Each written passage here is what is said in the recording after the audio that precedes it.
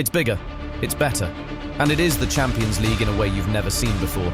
The Champions League will be wearing a new look from the 2024-2025 season, and it's pretty exciting. This competition, which is one of the highest levels of competition in continental club football, is evolving, and the details will blow your mind. This wouldn't be the first time that the Champions League would have had a rule change, but we'll get to this later on. However, this current change came at a time many would describe as one of the most controversial periods of club football history. And well, we aren't out of that period yet. Around the time that there was a heist that almost toppled UEFA in April 2021, the organisation announced the creation of a new competition system. Plans, format, access list and calendar for the new system were eventually approved on May 10, 2022. UEFA President Alexander Ceferin announced that the new system was passed unanimously by the organisation's executive committee, and that qualification would be based on sporting merit. The idea is to make the Champions League more competitive and also more balanced for the clubs. So, there is the possibility that teams will now play opponents who are around the same level as them during the league phase of the competition. How will this be possible? Keep watching the video to find out. Another reason for the change is that it will deliver more entertainment to the fans, as there would be more matchups between the top teams.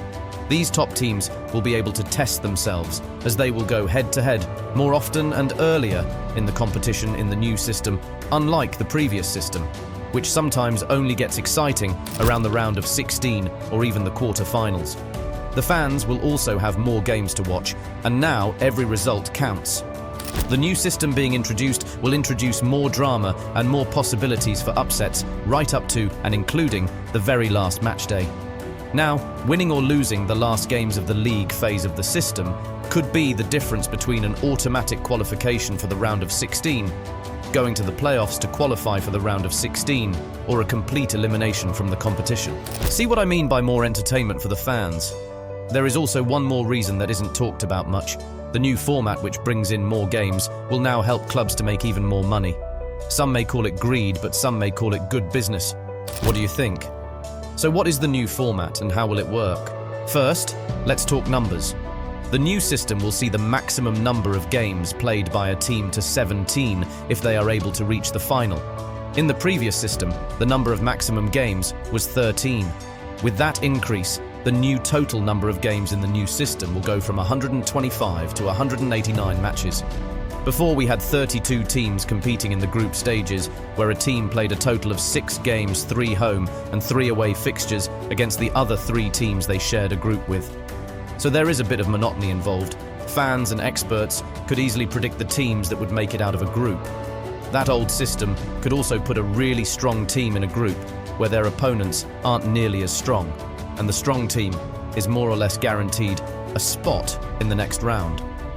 Now, what the competition offers is a single league system of 36 teams, where a team will play 8 matches against 8 different teams, with 4 matches being played away and the other 4 at home. So how do teams know who they will be matched up against? This is where the pots come in. No, not that kind of pot. So, to determine who will play against each other, the teams will be ranked in 4 seeding pots. The first pot will have the winner of the Champions League among other strong teams. In this case, Real Madrid will be in the first pot. Now, each team will play 2 teams from each pot to arrive at the 8 teams they will play against. So, it is 1 game against a team from each pot at home and 1 away. To make it clearer, Real Madrid will play against 2 teams in pot A. 1 match in that pot A will be at the Bernabeu and the other will be away. This would be the same for pot B and so on. So, Madrid would be playing against the tough teams in pot A, the next tough ones in pot B, and so on. Now that we are clear on how the matchups in the league phase will be, how will teams qualify for the round of 16? Like the previous group table, 3 points will be awarded for a win and 1 for a draw. After the teams play their 8 matches, the top 8 teams will qualify automatically for the last 16. Then those who finished in the 9th to 24th place will go to a 2-legged knockout playoff to determine the next 8 that will qualify for the last 16. From 25 to 36, it will be a complete elimination from Europe, and no team will be dropping down to the Europa League as in the previous format. In the new playoff round, there wouldn't be draws to determine who would play against who. It is going to be the highest placed team matching up against the lowest placed. So the 9th will play the 24th, 10th will play 23rd, and so on until the matchups are complete. Those who lose in this round will also be eliminated and won't be dropping to the Europa League. After qualifying for the last 16, there still won't be any draws. The top 2 teams will not be playing against each other until the final. The same goes for the remaining teams in the top 8. In the round of 16, the top 8 will be playing against the winners of the playoff round, but not based on the results of the playoffs, but on their standings in the table. So let's assume that teams 9 to 16 won the playoffs. The 16th team will play the first team on the table, the 15th will play the second, and so on. With this, the other strong teams will only meet against each other in the semi-finals. Basically, what I am trying to say here is for the quarter-final, the first team will be playing the 8th. Then afterwards, we'll be playing against either the 5th or 4th team. This will keep the matchups exciting and engaging up to the final. Speaking of finals, it could take longer for the teams to reach the final. The usual schedule of competition has slightly changed. While teams will play Champions League between Tuesdays and Wednesdays, the difference now is that the league phase will now end at the end of January, where teams will play twice instead of during December. However, if there are no other European competitions such as the Champions League exclusive weeks, there will be matches on Tuesdays, Wednesdays, and Thursdays.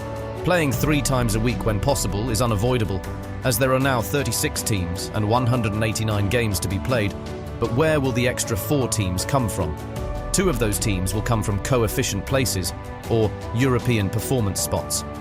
This means that a league whose teams perform best in European competition will have an extra spot. In the last European competitions, Italy and Germany had the best collective team performances, and it earned them an extra spot each. This brings us to 34 teams, with 2 more spots to be filled. Out of those 2, a team will qualify for finishing 3rd in the 5th ranked association in UEFA's access list, which is currently France. The last will come from a league where the champions have to go through a qualifying process, which will consist of 4 qualifying rounds. The new format is not bizarre if you look at the history of the competition. What we now know as the Champions League began as the European Champion Clubs Cup during the 1955-56 as an invite-only tournament which included only 6 teams. In 1967, the competition grew to 32 teams and its name changed to the European Cup. During this time, the competition's format changed to feature 4 two-legged rounds before a single match final. This format lasted for over 20 years. In 1992, the Champions League as we know it began with a group stage, and the last 16 entering a knockout phase. UEFA flirted with a change by introducing 2 group stages, but returned to the single group stage format for the 2003-2004 tournament. So the new format looks slightly more complicated, but as you can see, it really isn't, and there are reasons to be excited as fans of the game.